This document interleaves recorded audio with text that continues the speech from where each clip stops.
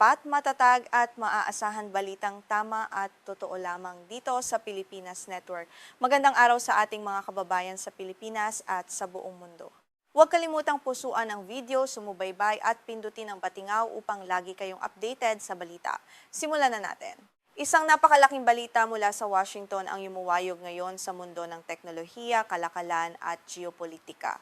Formal na idinagdag ng Kagawaran ng Depensa ng Estados Unidos o Pentagon ang mga dambuhalang kumpanyang Chino, kabilang ang higanteng e-commerce na Alibaba, ang sikat na tagagawa ng dekuryenteng sasakyan na BYD, at ang search engine na Baidu sa kanilang listahan ng mga kumpanyang may kinalaman sa militar ng China. Dahil sa opisyal na desisyong ito ng Pentagon, tahasang ipagbabawal na sa mga nasabing korporasyon ang pagkuha ng anumang kontrata sa depensa ng Estados Unidos sa hinaharap. Ang listahang ito na formal na inilabas at in-update nitong nakalipas na Lunes ay nagpapakita ng mas agresibong hakbang ng Washington upang pigilan ang pagpasok ng teknolohiyang Chino sa kanilang mga pinakasensitibong sektor ng pambansang seguridad at tanggulan.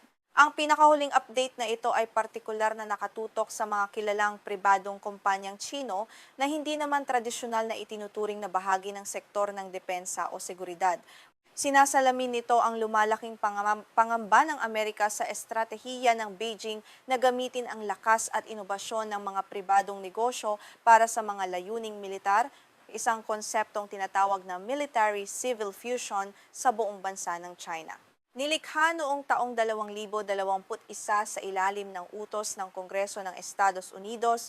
Ang listahang ito ay naglalayong tukuyin ang mga kumpanyang Chino na pinaniniwalaan ng Pentagon na may direktang koneksyon sa militar ng China. Hindi lamang ito limitado sa mga kumpanyang kontrolado ng hukbo, kundi pati na rin sa lahat ng nag-aambag sa industrial na base ng depensa ng kanilang bansa sa kasalukuyan. Sa nakalipas na pag-update ng listahan, hayagang sinabi ng Pentagon na ang militar ng China ay patuloy na naghahanap ng mga paraan upang makuha ang mga advanced na teknolohiya at kadalubhasaan na binuo ng mga kumpanya, universidad at mga programa sa pananaliksik na sa kuwang tingin ay tila mga sibilyang entidad lamang. Ito ang pangunahing dahilan kung bakit mas hinigpitan pa ng Amerika ang kanilang pagbabantay ngayon. Agad namang nagpahayag ng matinding pagtutol ang Embahada ng China sa Washington nitong nakalipas na Lunes. Inakusahan nila ang Estados Unidos ng labis na pagpapalawak sa konsepto ng pambansang seguridad at paggawa ng mga diskriminatoryong listahan upang gipitin ang mga kumpanyang Chino. Ayon sa Embahada, ang kanilang mga negosyo ay palaging sumusunod sa mga batas at regulasyon ng mga bansang kanilang pinatatakbuhan. Mariing itinanggi ng Alibaba ang mga paratang na ito ng Pentagon. Sa isang opisyal na pahayag, sinabi ng nangungunang e-commerce company na walang anumang makatwirang batayan ang pagsasama sa kanila sa listahan. Idiniin nila na ang Alibaba ay hindi isang militar na kumpanya at hindi kailanman naging bahagi ng anumang estratehiya ng military-civil fusion na ipinatutupad ng pamahalaan ng Beijing sa kanilang bansa. Katulad ng Alibaba, naglabas din ng matinding pagtanggi ang Baidu na kilalang-kilala ngayon sa pagpapalawak ng kanilang serbisyo sa artificial intelligence at mga self-driving taxi. Sinabi ng pamunuan ng Baidu na ang mungkahi na sila ay may kinalaman sa militar ay ganap na walang batayan. Patuloy nilang igigiit na ang kanilang mga teknolohiya ay eksklusibong binuo para sa komersyal at sibilyang paggamit lamang ng publiko. Sa taong ito, ang listahan ng Pentagon ay lumaki na sa kabuuang 188 entidad na Chino, isang napakalaking pagtalon kumpara sa humigit kumulang 130 kumpanya noong nakaraang taon. Ipinapakita nito ang mas malawak na saklaw ng investigasyon at paghihigpit ng pamahalaang Amerikano laban sa mga negosyong nagmumula sa kanilang katunggaling bansa sa Asya at iba pang rehiyon. Bago pa man ang bagong update na ito, kasama na sa listahan ang mga kilalang tatak tulad ng DJI, ang pinakamalaking tagagawa ng mga consumer drone sa buong mundo. Bagamat ang mga kumpanyang nasa listahan ay maaari pa ring magnegosyo sa Estados Unidos sa kasalukuyan, naharap naman sila sa matinding pinsala sa kanilang reputasyon at posibleng sumailalim sa mas marami pang mahihigpit na pagbabawal sa darating na panahon. Ang pagkasira ng reputasyon ay hindi lamang ang tanging banta para sa mga kumpanyang ito. Ang pagiging bahagi ng listahang ito ng Pentagon ay nagpapadala ng napakainit na negatibong senyales sa mga pandaigdigang mamumuhunan at kasosyo sa negosyo. Maraming institusyong pinansyal ang posibleng umiwas na pondohan o makipagtransaksyon sa kanila dahil sa takot na madamay sa mga susunod na parusa ng pamahalaan ng Amerika. Matapos ilabas ng Pentagon ang na-update na listahan, ang House Select Committee on the Chinese Communist Party ay naglabas din ng kanilang pahayag.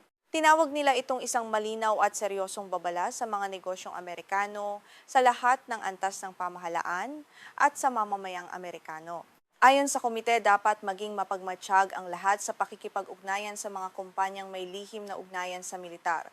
Nanawagan din ang komite na dapat tanggalin sa listahan ng mga pampublikong pamilihan ng saham or stock exchange sa Amerika ang mga kumpanyang ito na kasalukuyang kinakalakal doon.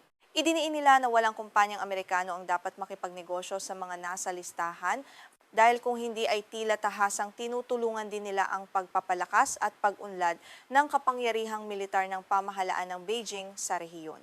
Sa pagtukoy partikular sa Alibaba, ipinaliwanag ng Pentagon na ang higanting teknolohiya ay tumutulong sa pagpapalakas ng industrial na base ng depensa ng China dahil sa pakikipag-ugnayan nito sa Ministry of Industry and Information Technology ng bansa.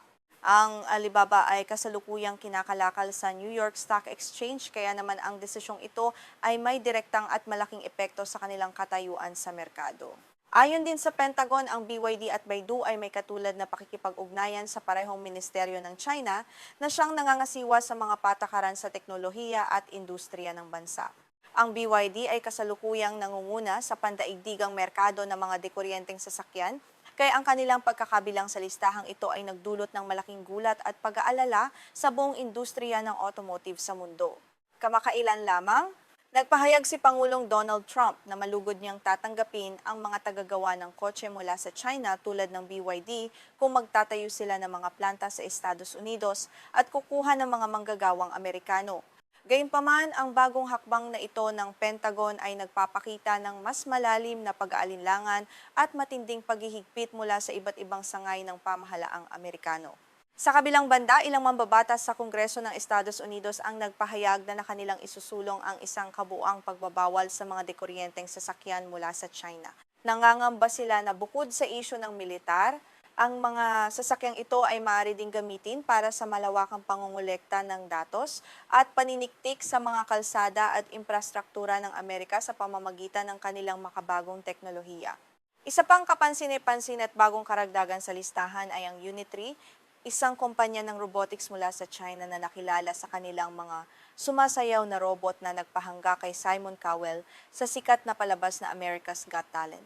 Ayon sa Pentagon, ang Unitree ay sadyang tumanggap ng tulong mula sa pamahalaan ng China dahil sa pagiging napakamakabago nito at pagiging kritikal sa supply chain ng bansa. Ang Unitree ay itinalaga ng Beijing bilang isang maliit o katamtamang laki ng kumpanya na may mataas na antas ng inobasyon at kakayahang makipagkumpetensya sa buong mundo. Para sa Pentagon, ang ganitong uri ng suporta mula sa Estado ay patunay na ang mga makabagong teknolohiyang binuo ng Unitree ay madali ding magagamit ng militar ng China para sa kanilang mga modernisasyon at operasyon sa iba't ibang dako. Sa ngayon, hindi pa nagbibigay ng agarang tugon ang BYD at Unitree sa mga hiling para sa kanilang komentaryo tungkol sa isyong ito. Ang patuloy na tensyon sa pagitan ng dalawang pinakamalaking ekonomiya sa mundo ay tiyak na magkakaroon ng malaking epekto sa pandaigdigang supply chain ng teknolohiya. Manatiling nakatutok para sa mga susunod pang update dito sa ating programa.